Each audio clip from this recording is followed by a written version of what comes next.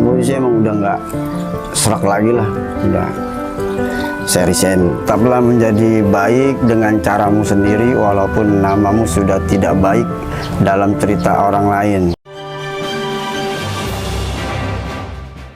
UMKM Akademi PT Pelabuhan Tanjung Priok merupakan program pelatihan dan pendampingan usaha mikro, kecil, dan menengah yang ditujukan kepada masyarakat sekitar PT Pelabuhan Tanjung Priok. Setelah melalui proses yang panjang, akhirnya kami menemukan 4 peserta UMKM Akademi yang akan diberikan pelatihan dalam berwirausaha, salah satunya yaitu Pak Yudi.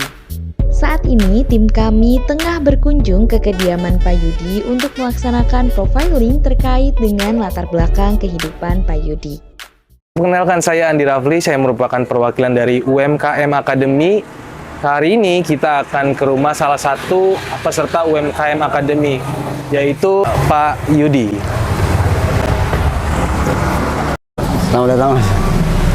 Jadi tinggal di sini udah 37 tahun. Iya, betul. Selama 37 tahun. Belok ke kanan. Ke kanan, nggak jauh lah Mas dari rumah saya.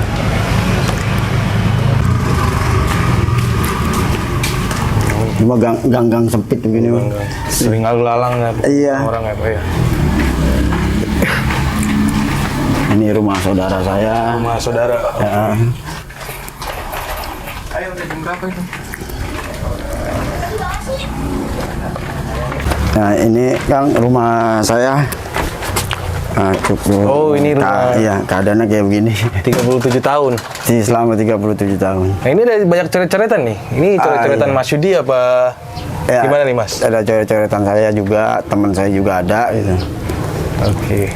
Coba dong baca dong Mas ini. Ya, tetaplah menjadi baik dengan caramu sendiri walaupun namamu sudah tidak baik dalam cerita orang lain. Oke, itu motivasi Mas buat Yudi ya. Ini apa nih, Mas? Itu jangkrik, Mas, buat Jangkrik mancing. hidup. Ini buat mancing. Buat mancing. Jadi kegiatan Mas Yudi juga Iya. mancing nih belakangan ini. Iya, kalau misalnya nggak ada kegiatan lain saya mancing paling tiap hari. Oke, kita boleh masuk Boleh. ke rumah Mas Yudi? Boleh, silakan Mas. Ayo Mas. Oke. Silakan masuk, Mas. Inilah kondisinya, Mas. Selama saya tinggal di sini.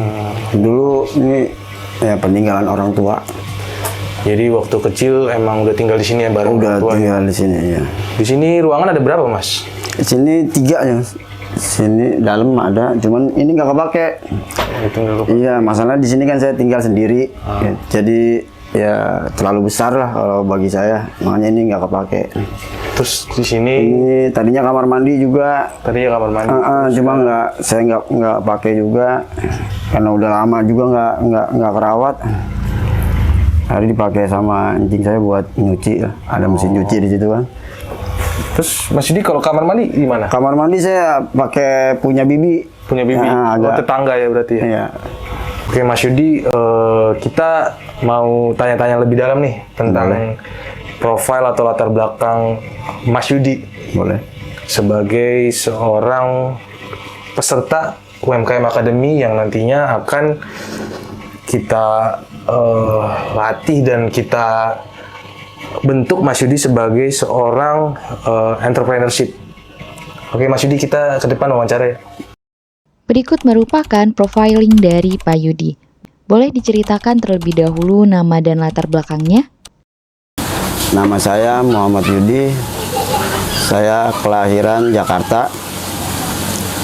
Tanggal lahir 17 November 1986. Umur saya sekarang 37 tahun. Saya asli Jakarta, tinggal di sini. Saya mempunyai adik yang 2 perempuan, yang 1 laki dan saya laki. Bagaimana latar belakang pendidikan Anda? Pendidikan saya lulusan SMK, STM, Sekolah Menengah Kejuruan. Saya lulus di tahun 2005. Bertepatan orang tua saya juga lulus dari hidupnya. Jadi sejak itu saya tinggal sama adik saya lah. Bagaimana dengan pengalaman kerja Anda? Setelah lulus saya bekerja serabutan dari cuci steam di tahun 2005 sampai 2007 kalau nggak salah.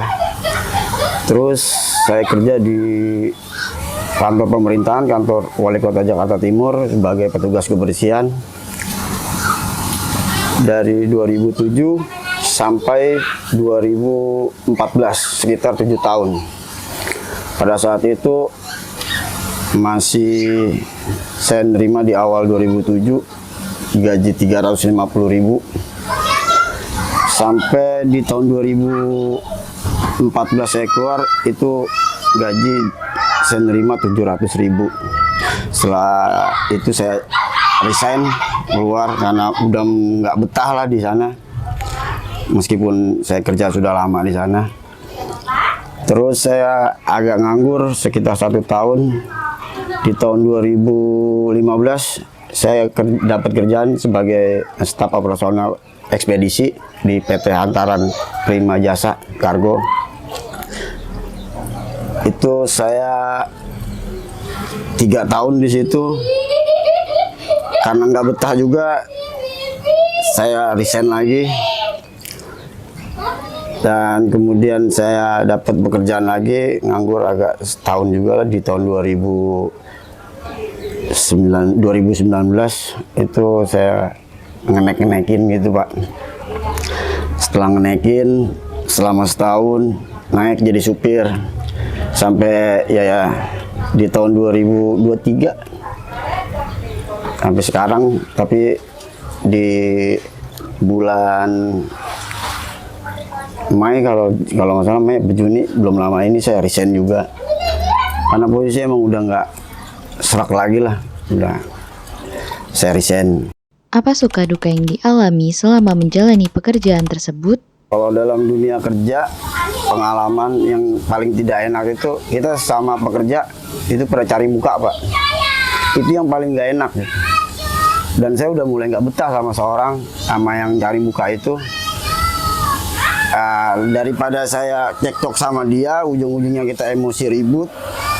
Apa sih yang dicari itu? Kita kan sama-sama nyari nafkah. Kalau emang mau nyari muka, ya mukanya makanya jadi taruh di rumah gitu loh. Harus dibawa gitu. Makanya ya udahlah saya resign gitu. Itu yang paling gak enak pengalaman saya dalam dunia kerja. Ada seorang yang cari muka, udah itu doang. Apakah gaji yang diperoleh cukup untuk memenuhi kebutuhan hidup? Sebenarnya sih cukup Mas. Cukup. Apalagi sebagai driver yang sehari itu bisa kita ngantongin duit 150.000 sehari. Cuma tergantung dari kitanya, dari sayanya. Waktu itu kan ya karena saya kurang bersyukur ya, mungkin hukumannya seperti itu buat saya. Bagaimana cara Anda bertahan selama tidak bekerja? Alhamdulillahnya untuk saya ngadepin seperti itu ya nggak terlalu sulit sih Mas ya. Karena saya masih punya teman yang baik gitu, yang mau ajak saya untuk ikut kirim keluar kota. Nah di situ saya kan dapat dikasih uang jajan lah kalau pulang. Terus kita makan rokok itu pasti dikasih sama dia.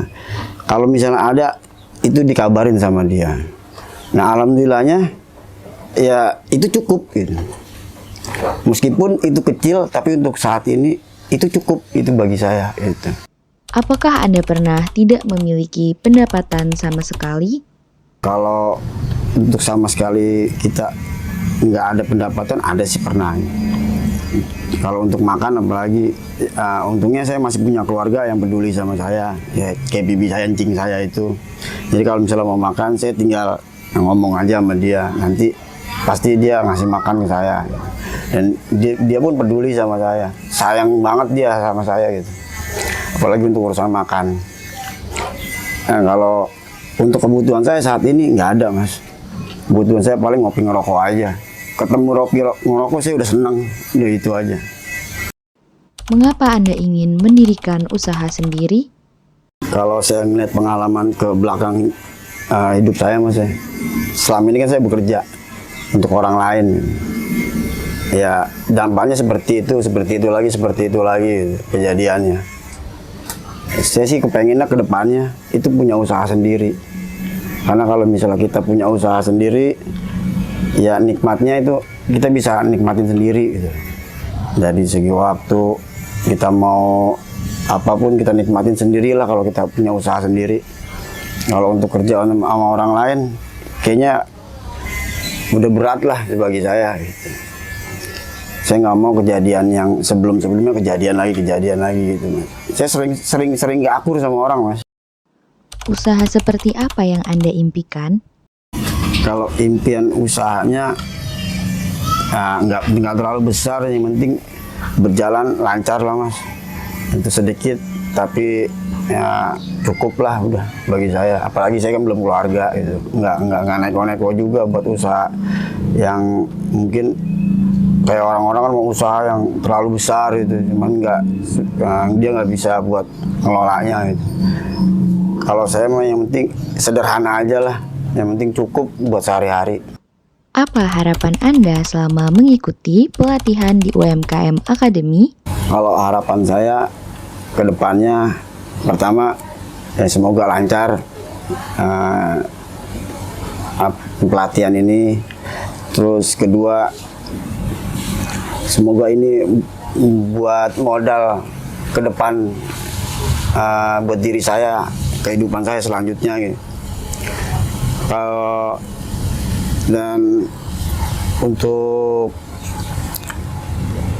usahanya ya mudah-mudahan saya itu bisa menjadi yang diharapkan lah buat keluarga gitu, Mas. Saya punya usaha meskipun kecilan gitu. Seberapa siap Anda mengikuti program ini? Kalau dari awal saya udah siap banget, Mas, siap lahir batin lah. Apapun yang terjadi itu saya tetap ngikutin. Pokoknya kalau dibilang berapa persen, 100% saya siap itu, Mas, buat ngikutin pelatihan UMKM ini. Tidak selamanya dunia pekerjaan akan berjalan sesuai dengan apa yang kita inginkan. Pak Yudi telah mengalami berbagai rintangan selama bekerja untuk mencukupi kebutuhan hidupnya, hingga kini akhirnya ia memutuskan untuk memulai sendiri usahanya. Saat ini Pak Yudi telah siap untuk mengikuti serangkaian kegiatan dari UMKM Academy. Oleh karena itu, jangan lupa saksikan perjalanan Pak Yudi selama program pelatihan dan jadilah saksi perjuangannya mewujudkan pekerjaan yang ia impikan.